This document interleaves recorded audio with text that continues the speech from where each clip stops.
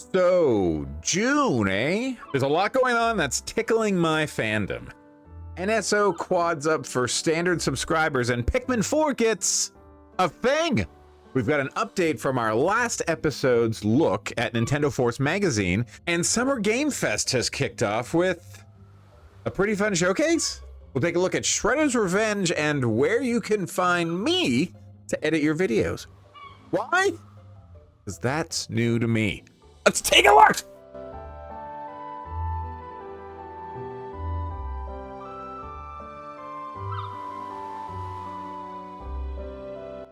Nintendo Switch Online has executed their June mission by adding 4 new games to keep you paying that $5 a month. I've tried all 4 games, and I can guarantee you will enjoy half of them.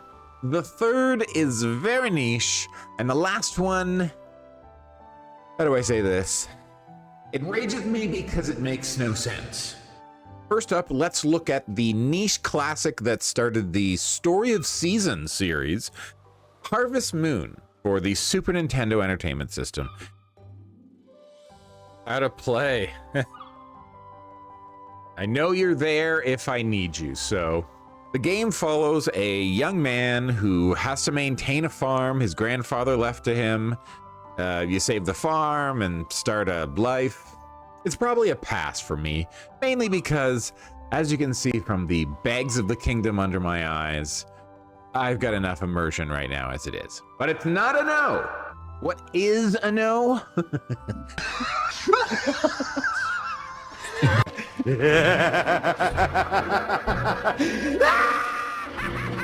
Mystery Tower for the Nintendo Entertainment System. There have been some sad game releases on NSO's NES line. I don't know how to describe this game, but impossible and dumb. I'm patient with a lot of things, but this, what is this? This is a big fat no. That's what it is. It's a big fat no.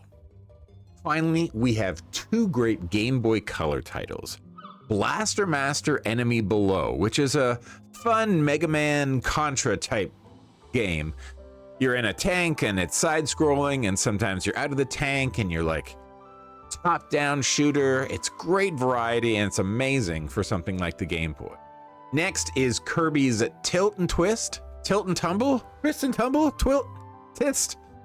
What is the title of this game? Yes, confirmed, it is Tilt and Tumble. Kirby's Tilt and Tumble for the Game Boy Color. Now, this is really interesting. Not only is it a Kirby game, but this taught me that the Game Boy Color had tilt controls.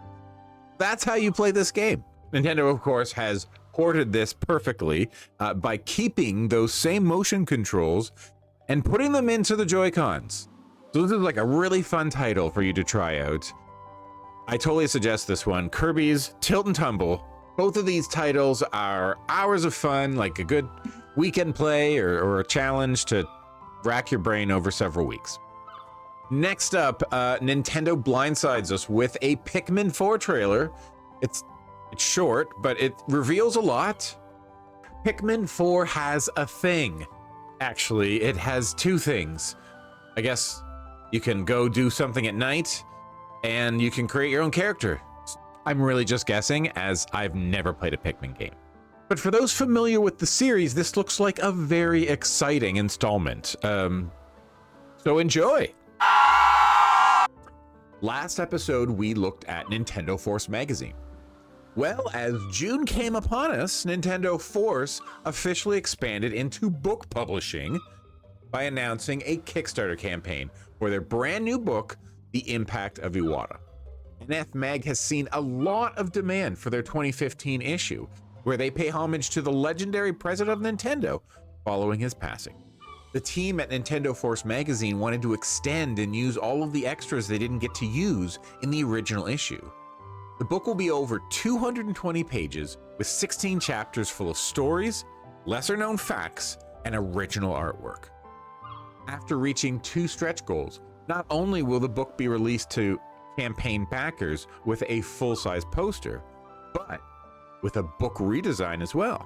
There are still over 30 days left on the campaign, and an unknown stretch goal reward if they reach 59,000. They're not far off. So I just finished watching Summer Game Fest, and it was okay. There was a lot of super-powered games that will never run on my Switch and look very immersive. And as I've mentioned already, I'm immersed all the way up. I'm over-immersed right now. Some highlights came out strong in the beginning, starting the show off with a side-scrolling surprise of Prince of Persia: The Lost Crown.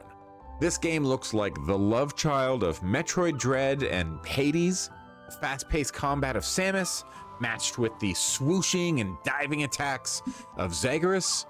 This is a definite maybe, or if you give me a demo, maybe more. After some Mortal Kombat 1, blah, blah, blah, blah, blah. What grabbed me was Sonic Superstars. Wow, this is a new 2D Sonic adventure. It looks very crisp. It looks very new. We've got some new abilities. All the characters are there. We've got new levels. If you're a Sonic fan and you're not really all about Frontiers, this could be your savior. I'm a bit on the fence about Frontiers myself, but this looks fun. Other than that, Summer Game Fest was a lot of immersive games, Nicolas Cage, a release window for Final Fantasy VII Rebirth. Yeah. Next, we have a beautiful announcement from Tribute and Nickelodeon and Dotemu that fondles my nostalgia. Following its very expected success last year, TMNT Shredder's Revenge is getting a DLC titled Dimension Shell Shock. It'll feature new game modes, new character colors, and a new playable character, Usagi Yojimbo. You know what this means, right? Time to buy another streaming service so I can go binge Ninja Turtles. Oh. So before I go, the last thing in June that kind of finished off this week was that I started a Fiverr gig. Fiverr is a social network where individuals can be matched with vendors and independent sellers on an array of fields in both virtual and in-person settings. Graphics and design, digital marketing, writing and translation, video and animation, music and audio, programming and tech, and more. Fiverr provides free education and a virtual help center for beginners to create and manage each gig and their own business. Each profile is self-managed, and Fiverr offers additional avenues and services to help you get going. Fiverr Workplace gets you invoices and payment stuff so that you can track all of that. Fiverr Enterprise gives you a bigger space to do all of that so someone else can do it for you.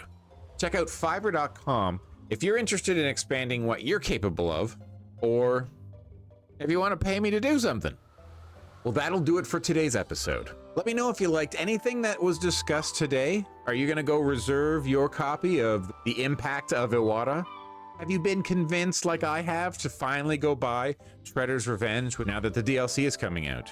Do you know how to get to floor 2 in Mystery Tower for the NES? Anyone? I mean, look at this trailer. There's clearly other levels. I mean, right? Throw it down in the comments and I'll catch you in the next video, eh?